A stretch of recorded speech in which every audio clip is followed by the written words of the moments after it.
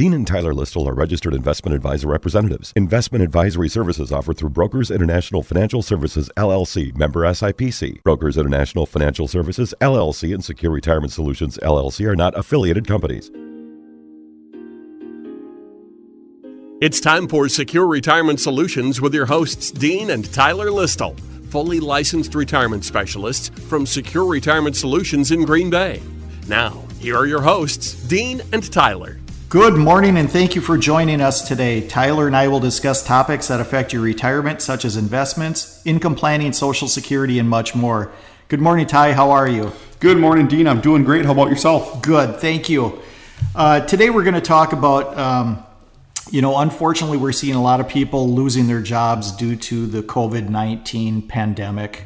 And we're going to talk today about what happens if you do lose your job from a retirement standpoint, some of the things you can do to try to keep your retirement plan on track, or at least keep control of some of your debt also. So the first thing we're going to look at is the obvious, and that is, if you have a retirement plan with your employer, what should you do? So you've probably heard of the term roll over your 401k or your 403b or pension. We're going to talk about the pros and cons, first of all, with rolling over your account or not rolling over your account to an IRA. So there are a number of options that you can look at. When you meet with a financial advisor, make sure, though, that they understand where you're at in your retirement planning, because that's going to determine whether you want to keep your 401k with your employer even though you're not there. We typically don't recommend that at all.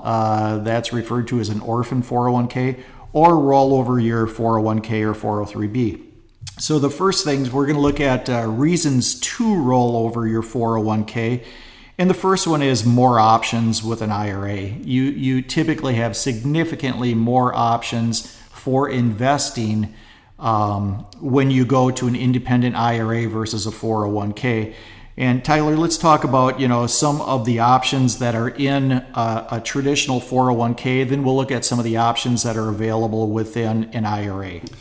Yeah, Dean. So when it comes to retirement planning, if you lost your job currently, one of the things that you can do is roll over your 401k, and with that comes many more options by rolling over your 401k to an IRA or an individual retirement account.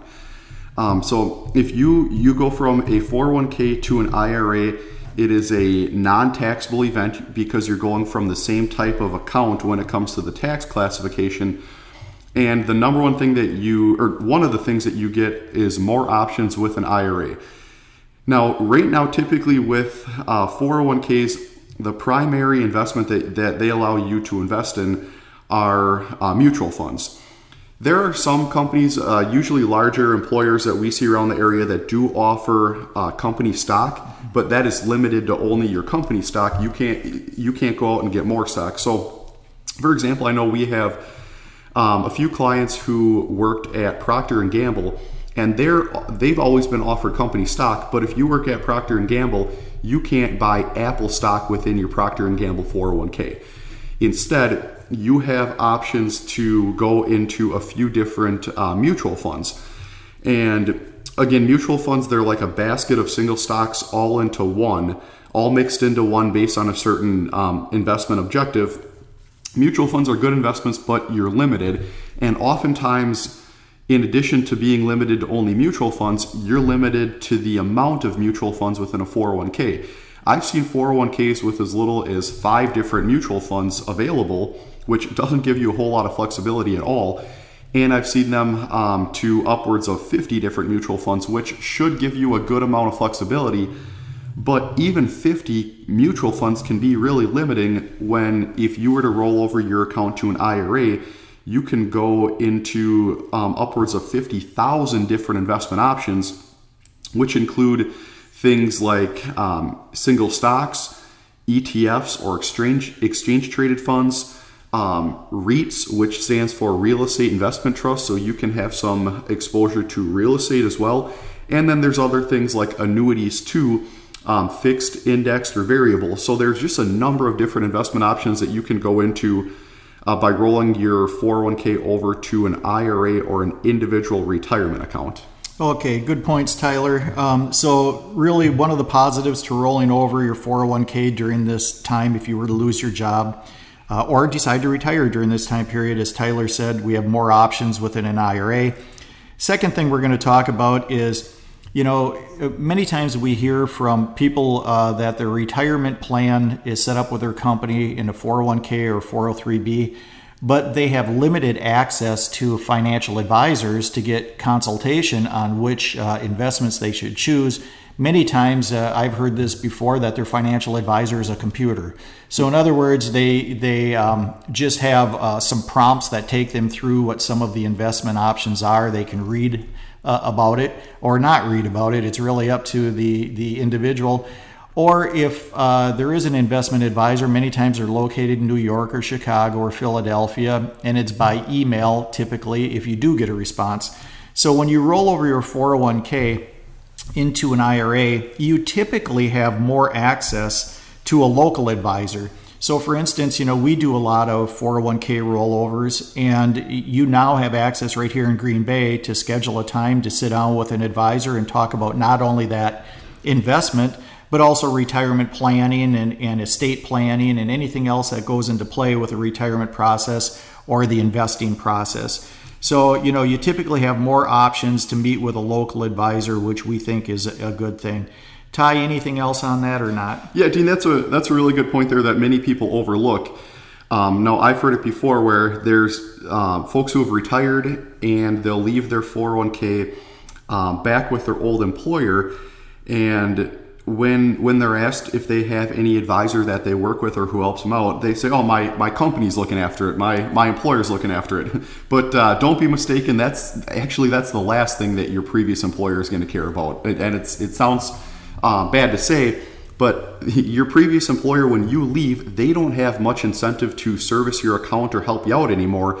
They actually want you to roll it over because it's less administrative costs for them to continue to continue to service your account and send you statements and give you online login access and different things like that. So don't be mistaken, your company isn't looking after it for you. That's your responsibility. If you were to change jobs or get laid off, or if you retire, whatever the case might be, and you have an old 401k out there, you don't have many resources in terms of advisors through that old company. So that way, by rolling it over, you will have the opportunity to meet more often with a local advisor. And there's different studies that have shown that those who have a financial advisor or a financial planner that helps them plan and go above and beyond when it comes to retirement planning, they have a much more successful chance of having a lasting retirement and retiring with dignity and being able to not worry about running out of money, because they sat down with a local advisor, they got a plan, and they meet consistently to make sure that they're up to par on their plan. Whereas if someone just leaves their 401k at the old company, they're never going to have that opportunity to meet with a local advisor. So that's something that we really encourage. By rolling over your 401k to an IRA, you're going to have that opportunity to meet with a local advisor and have a financial plan done. Good points. Tyler, the other thing too is, we're talking about the positives of rolling over a 401k during this time period. Also, a lot of people don't understand the fee structure of a 401k. And many times they'll see a statement and they'll see, a fee of $25 for basically a statement or something like that. They believe that's the only fee that they have. Well, that's the only fee that you see in writing. However, as Tyler said earlier, most 401ks are funded with mutual funds, and there's absolutely nothing wrong with mutual funds. They're very good investments. Many times the quickest way for people to accumulate wealth is through mutual funds and a 401k. However, there are fees that typically come with mutual funds that a lot of people aren't aware of. So if you have your statement in front of you, your quarterly statement on your 401k or 403b, again, you'll see maybe $25 or $45 for fee. That is typically just for the paperwork to be done to send you a statement or to compile the numbers. But within your investments in the mutual funds, there are all different types of share classes. And some companies use what's called A shares. Some of them use other type of shares, and we'll talk about them. And I'll just explain the A share first. The A share is a retail mutual fund that's available. So many times banks will use A shares, or if you want to do some of your own investing and you open it up an account, let's say TD Ameritrade or Fidelity or Vanguard or Schwab, you have the ability to buy A shares of mutual funds, which means you will pay a commission on the front end when you buy it. So if you were to buy $1,000 worth of a mutual fund that's an A share, you could have a fee as large as 5% commission that's taken off of that. And then there's some management fees within. But Tyler, let's go through some of the share classes and also let our listeners know how to identify institutional shares if they hold them in their 401k. Yeah, Dean. So with mutual funds within your 401k, oftentimes the internal fees are overlooked because there can be a lot of hidden costs that people don't know about. So the first one is the internal mutual fund expense ratios, is what they're called, or those are the costs or the fees that come with your mutual funds. Now, you had mentioned A shares. I'm going to get into some of the other ones in just a minute here. But in addition to that, and I just looked at a client's 401k through work, or they have an old 401k through work that's been there for a number of years. And here they're paying, it's around 1% in mutual fund costs. But then there's also administrative costs. So those are the cost of for the company to do the different tax filing associated with your 401k and administer it. Those are the costs for the nuts and bolts of your 401k, as I like to say. And then there's also record keeping costs as well. So those are the costs that's the fee that it costs the company to generate your statements and give you online access. So we went in and looked, and there was upwards of 3% internal fees that a client had by leaving their old 401k where it was. And here they're not even getting any service for it. So by rolling it over, they can reduce their fees and meet with a local financial advisor that can give them a financial plan. So in that case, it's a no-brainer. It makes sense to roll the account over into an IRA. But going back to the internal mutual fund costs, there are A shares, which they charge a front-end fee up front in addition to an ongoing annual fee. But then there are other types of mutual funds that are held within that can be held within a 401k that have internal fees as well. But the most efficient one is called an iShare or institutional share. And oftentimes after the name of your mutual fund, you're going to see the letter I. And that gives you an idea that those are going to be the most cost efficient. They're typically the cheapest share class. But the reason why you have the cheapest share class of mutual fund in your 401k is because you're also paying other hidden fees, such as the administrative costs and the record keeping costs. There are also C-share mutual funds are the other common one, which a C-share has higher internal fees. And if you were to get rid of it within a year, you also get hit with a 1% fee on the back end. It's called a back end load. They're becoming much less popular, and they're not as popular in 401ks anymore, but I have seen them. So it's just important to be aware if you see A shares or C shares within your 401k, chances are likely that by rolling your 401k over to an IRA, you can have access to much cheaper options when it comes to mutual fund prices or mutual fund fees. But then in addition to that, you can also hold things like individual stocks, which an individual stock doesn't have any internal fees, or ETFs. Again, those stand for exchange traded funds, and they work just like mutual funds, with the exception of they typically will track an index, and the internal fees in an ETF are a lot lower. And ETFs trade like stocks, where you can buy and sell them during the middle of the trading day. But ultimately, one thing that's overlooked a lot when it comes to rolling over your 401k or not rolling over your 401k are the fees that you pay within your 401k that are oftentimes hidden, where you could reduce or eliminate those by rolling that over into an IRA. Okay, before we continue, we're going to take a quick break. You're listening to Dean and Tyler Listle, investment advisors with Secure Retirement Solutions, located on Packerland Drive in Green Bay. For a complimentary review of your current investments, or if you have questions, please call them at 920-347-9888 or go to their website at srsplans.com. Okay, still talking about the positives of rolling over your 401k if you were to lose your job during the pandemic situation, or even if you're retiring during this time period. The last one we're really going to look at is one of the positives of rolling over your 401k to an IRA is it's significantly easier to risk manage.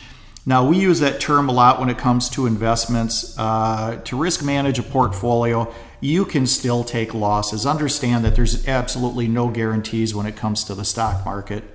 The only guarantee is that there's going to be volatility and no guarantee.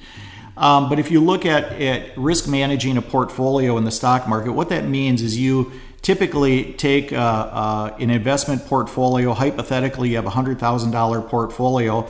And if the market is giving significant gains to that portfolio and you get it to $110,000, $120,000, many times based on current economic and current volatility factors, you take some of those gains off the table. You take the $10,000 or $20,000 of growth and sell some of those positions and pool up that cash. So you still have a $110,000 or $120,000 portfolio, $100,000 invested, $10,000 or $20,000 in cash.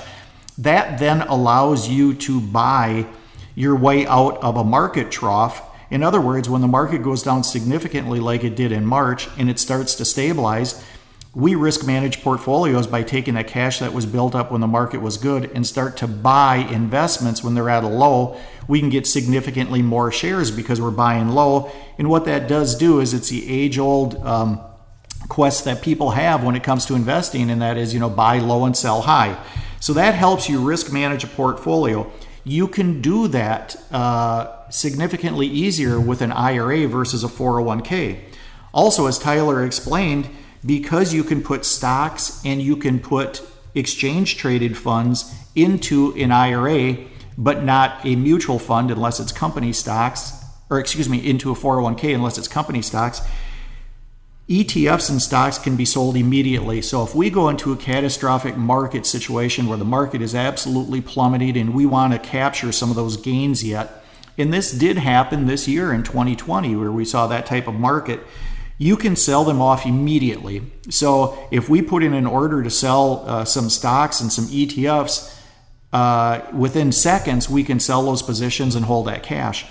If you have a lot of mutual funds or you have a 401k and the market is plummeting and you want to sell off those mutual funds at 11 o'clock in the morning, you can put in an order to sell it off. However, they do not close until the end of the trading day, which is 3 o'clock in the afternoon.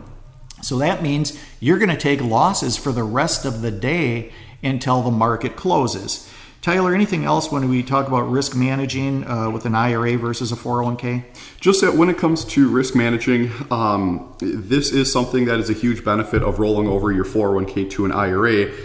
And with risk managing, again, that's where you can have a local financial advisor who proactively is making transactions in your account based on the stock market conditions to either try and pick up more growth or try and minimize downturn. Whereas if you left your 401k with your employer, then number one, you can't really do that as well because you have limited fund options. They limit the mutual funds that you can go into, and you don't have a local advisor who can do that within your 401k. If you want to change different funds, you have to go in there and do it yourself. And now there are a few people that like this, but I don't know of too many retirees who want to sit there all the time, monitor the market, monitor their account, and try and proactively risk manage the account themselves when they could be doing other things such as enjoying their retirement, when they have, they'll have different hobbies, they want to take vacations. It's not too feasible to try and sit there and do that yourself.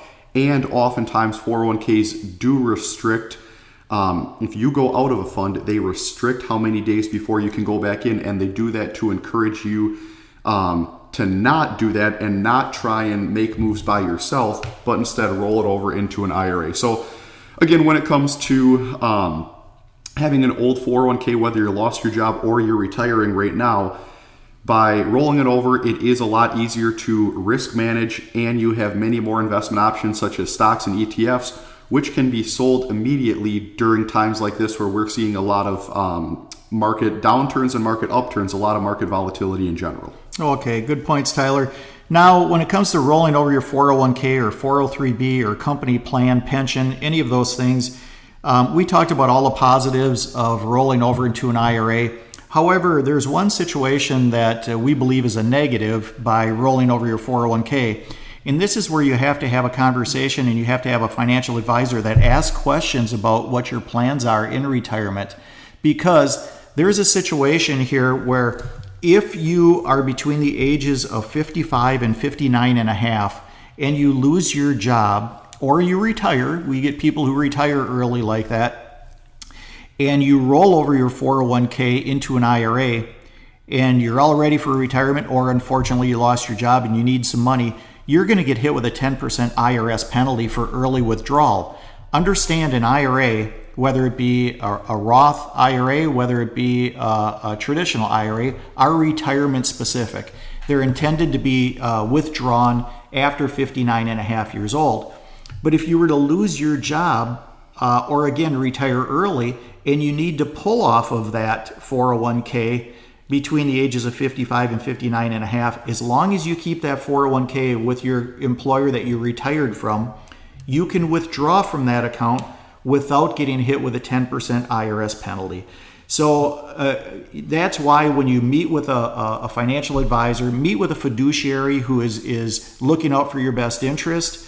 We're fiduciaries. We take an oath within our license to say that we are working for the benefit of a client.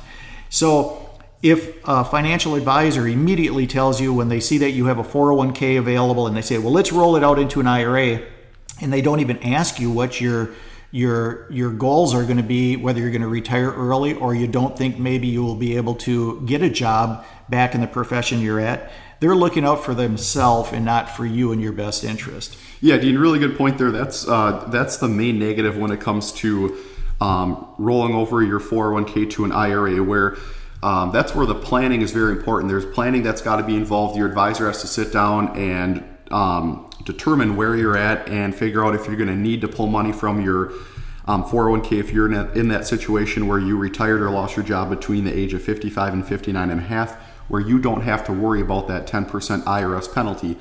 One other point I wanted to make, which could potentially be viewed as negative, is right now over the last handful of months, we've seen major market swings and volatility that haven't been seen for a while. And just keep in mind that when you're looking to roll over your 401k, you will have to liquidate the holdings in your 401k. And then from there, your company sends a check to either yourself or the new custodian, and the check will then be deposited, and you're going to have to buy back into new investments within your IRA. Just keep in mind that major market volatility can affect your account value depending on when your account is liquidated. So if you were to liquidate it on a down day when the market has one of its wild 5% swings, something to keep in mind where you might want to delay it by a day or two, or you might want to do it when the market is relatively stable, just because there have been swings where the market went up or down 10 to 11% earlier this year, and a swing of 6% just a week and a half ago. So keep in mind that market volatility can affect when you roll over your account, because you will have to liquidate your account before rolling it over. So just keep that in mind. Okay, so we talked about what happens, if you were to lose your job due to the pandemic, or you retire during this time period. We talked about the positives and the negatives of rolling over your 401k or 403b into an IRA. Now let's look at something else you should do, and that is review your budget. And for a lot of people, that sounds very foreign or non-important. They think, well, I don't need a budget. A budget is very crucial when you're getting close to retirement. We recommend anybody who invests and who has assets and who has debt creates a budget anyhow. Now, we create complimentary financial plans for anybody who comes into our office. They include a budget. So if you would like a budget, a financial plan, give our office a call, stop in. We'd be more than happy to help you create one. But first thing is review your budget. If you don't have one, your financial advisor, such as us, we will create one for you. Or if you're ambitious, you can go online, just Google it, which is, create a budget. And there are a number of worksheets out there that, self-populate. You can create one. But really what you need to do with creating a budget is you need to prioritize your expenses. That is the most crucial thing. And when you prioritize your expenses, you're looking at your needs versus your wants. And be honest with yourself. I see a lot of people look at their budget when we're working through a financial plan, and I'll put down, what are your need expenses? And they'll put down something like a mortgage, because that's obvious for most people. But then they put down the payment for the ATV and the boat and the RV and the third vehicle.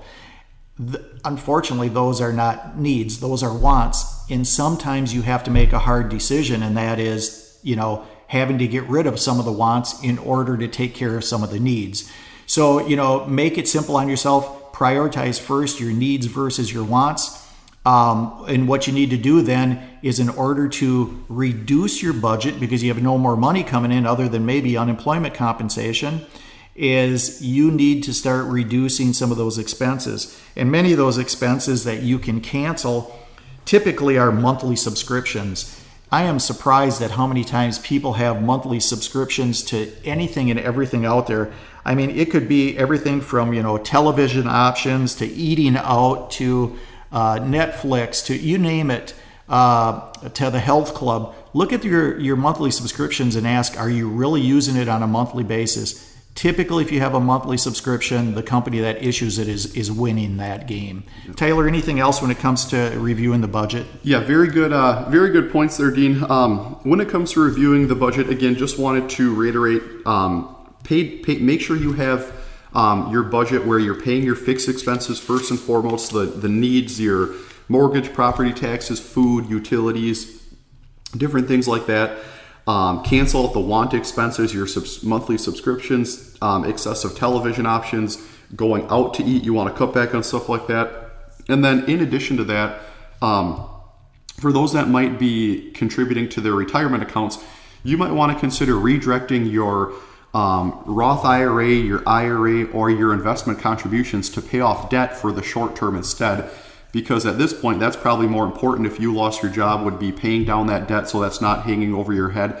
And another thing that not too many people do, some people overlook it, contacting companies who you have debt with and inform them so that they're aware of a potential late payment. They can work with you on that, or at least waive any fees that might be incurred if you let them know ahead of time.